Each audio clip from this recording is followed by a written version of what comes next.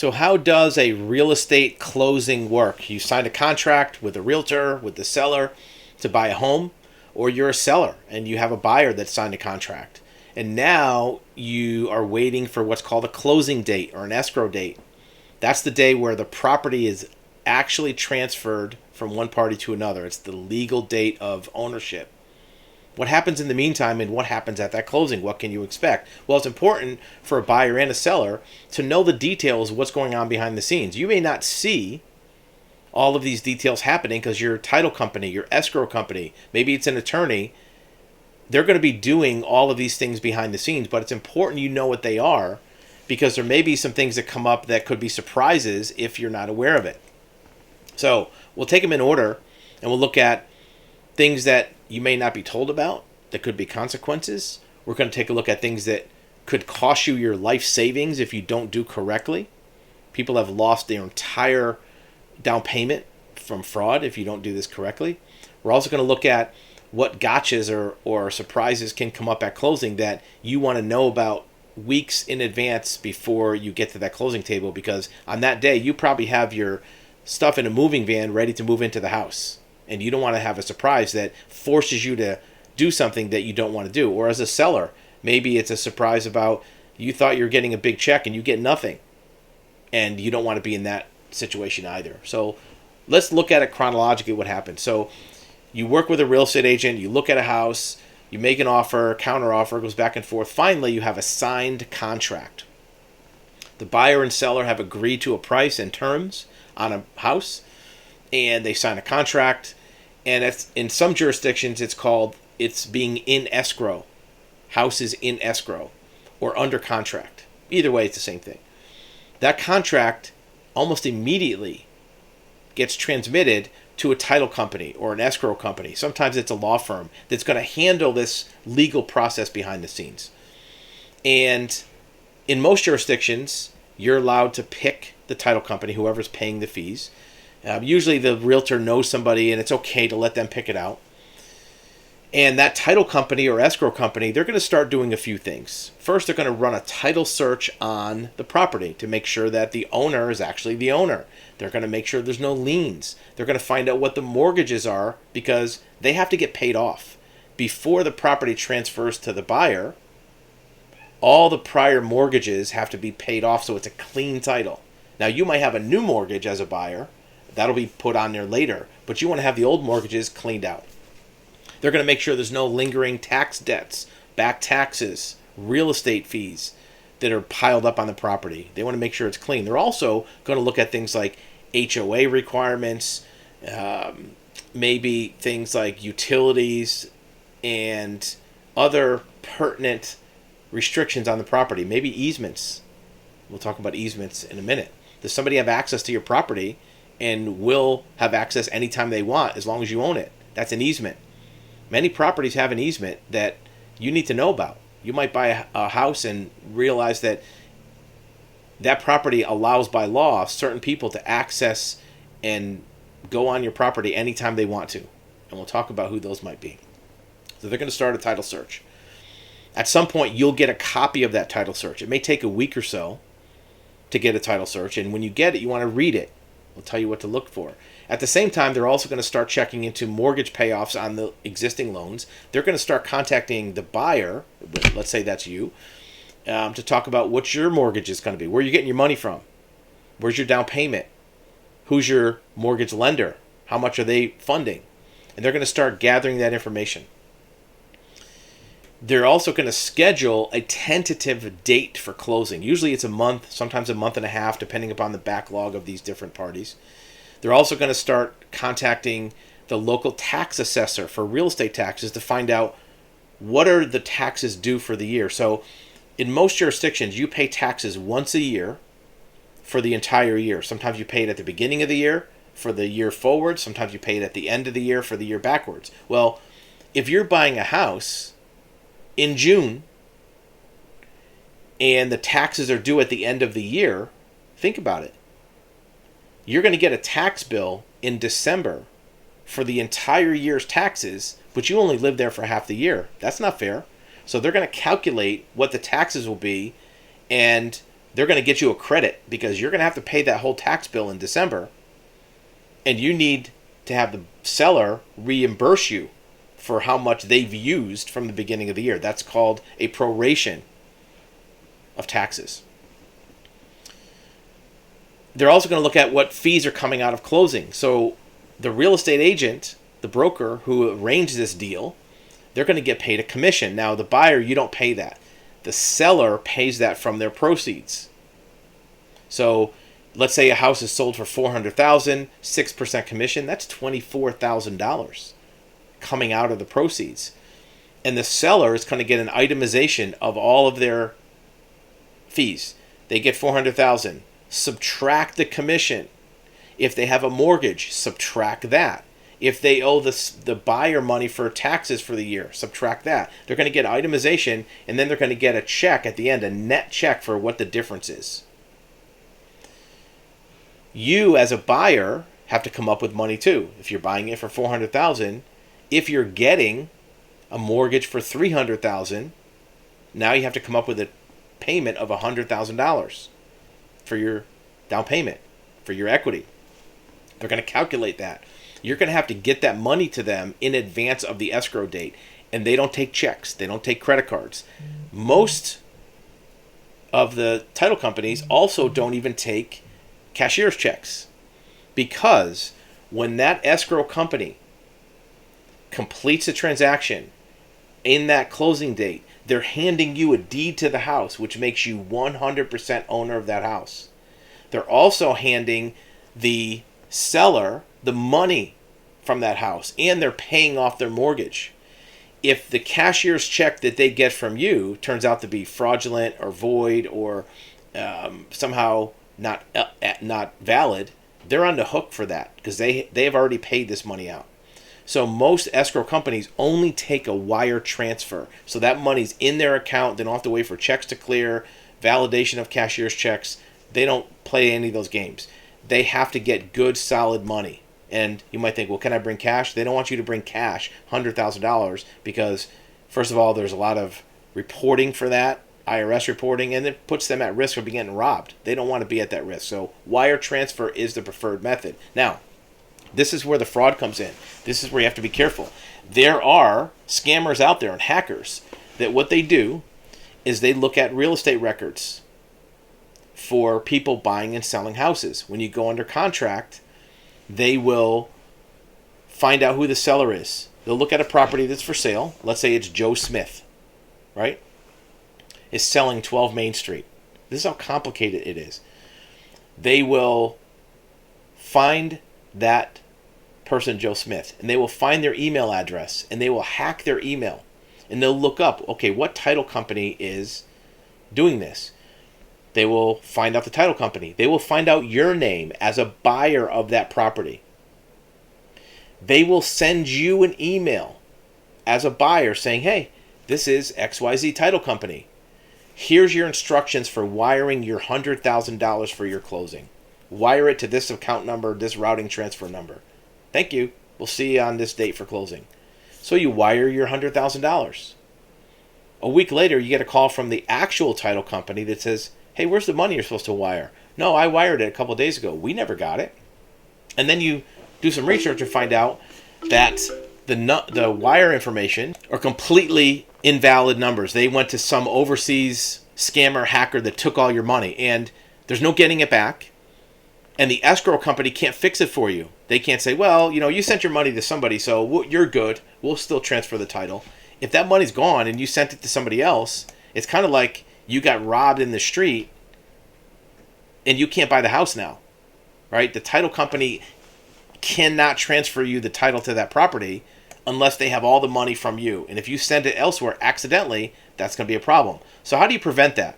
Well, first, hopefully you'll get a lot of emails from that company in advance warning you about these scams. Most title companies have seen this happen a million times, and they know that it's a risk, so they'll warn you about it. But another way to avoid it is when you get the instructions from the title company to send them their money by wire transfer, first, call the title company at a known phone number. Don't use a phone number from an email, because these scammers even go out of their way to make fake phone numbers and people answer the phone.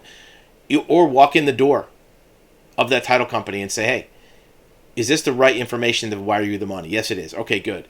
Take it a step further. Send a small test payment to the escrow company first. Send them $100, $50, whatever it is,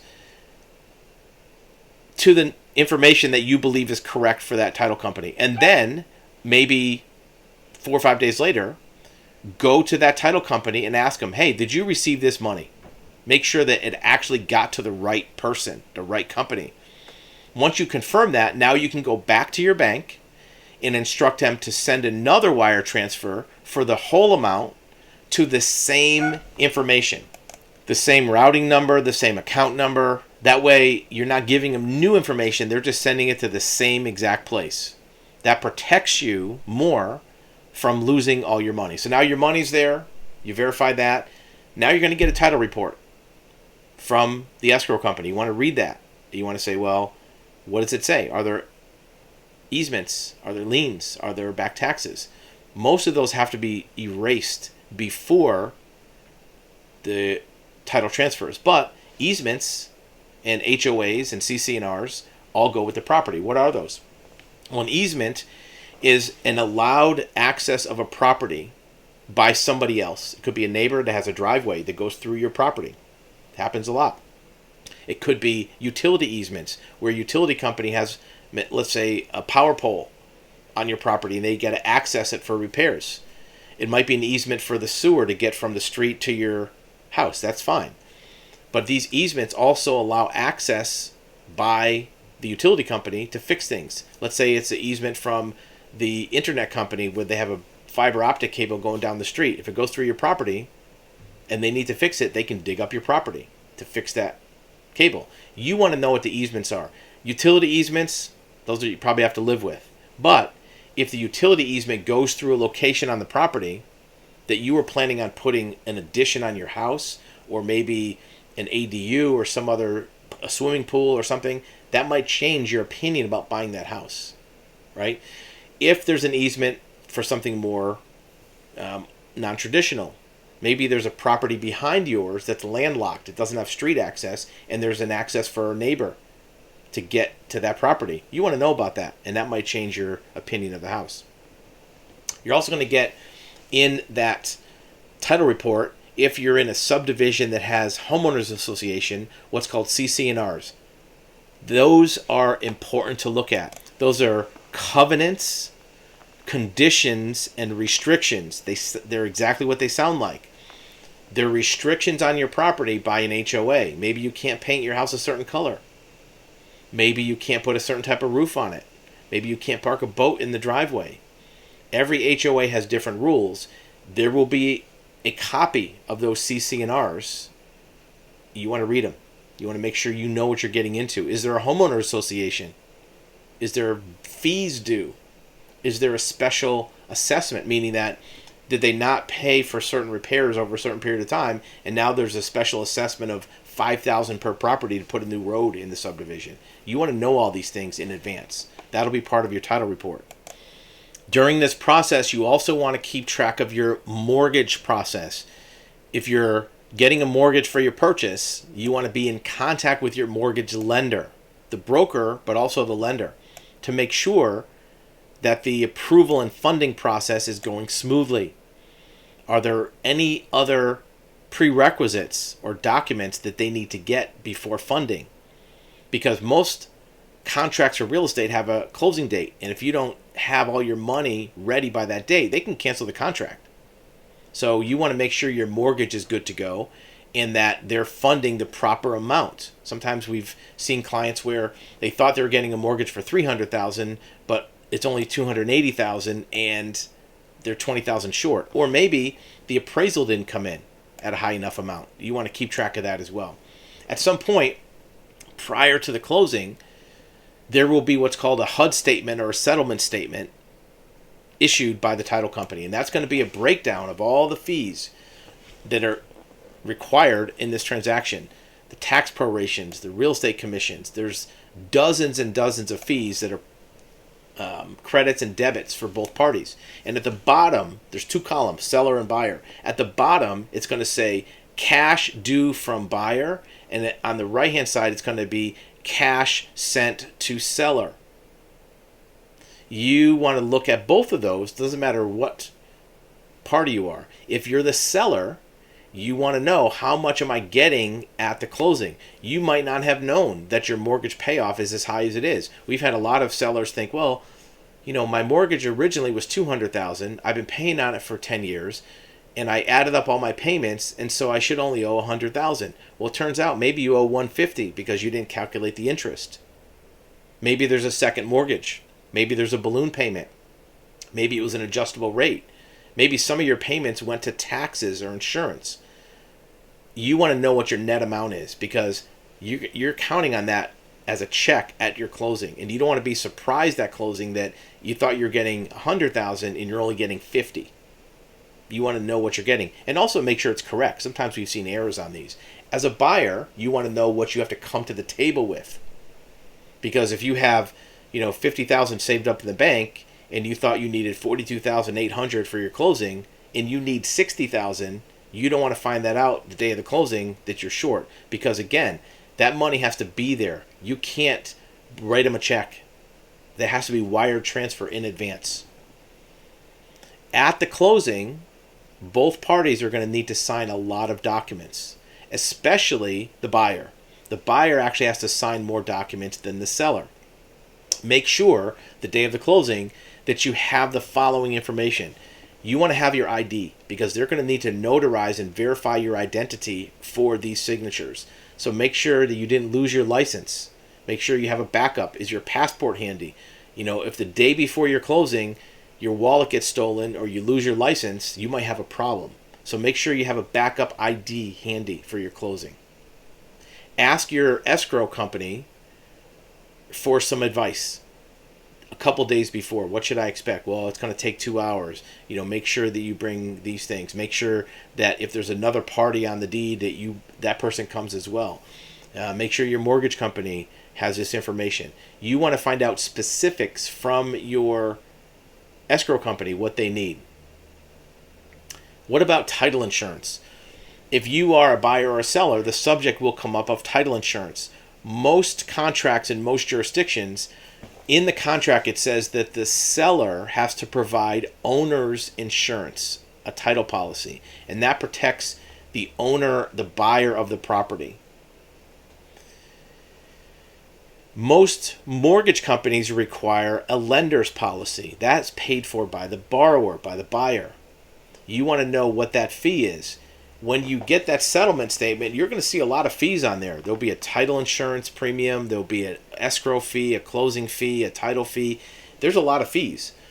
In advance of this, you can kind of shop around a little bit from title companies. The title companies can have a fee for doing all this. They're going to have a cost. It might be $1,000, might be $2,000, might be $800. It's hard to shop around because it's not like going on Amazon and comparing prices for a patio set, right? Title companies can charge pretty much whatever they want. Most of them are pretty reasonable. You might want to ask in advance when the title company is originally being assigned to you or decided for you. Hey, what's your fees for a title, for a closing? Sometimes just asking the question will get you a lower amount. If you just let them put whatever they want in the paperwork, 2 weeks later when you get your settlement statement, they can put down $3,000. But if you ask them up front, hey, we're deciding on a title company, how much are your fees? They might say, well, it's $1,200, because they know you're looking at it, right? You can also ask, are there any discounts? Do you have discounts for military, for Costco members, for AAA, whatever? Some title companies have discounts built in, right? Also make sure there's no additional fees from your lender for points or for broker fees that weren't agreed to.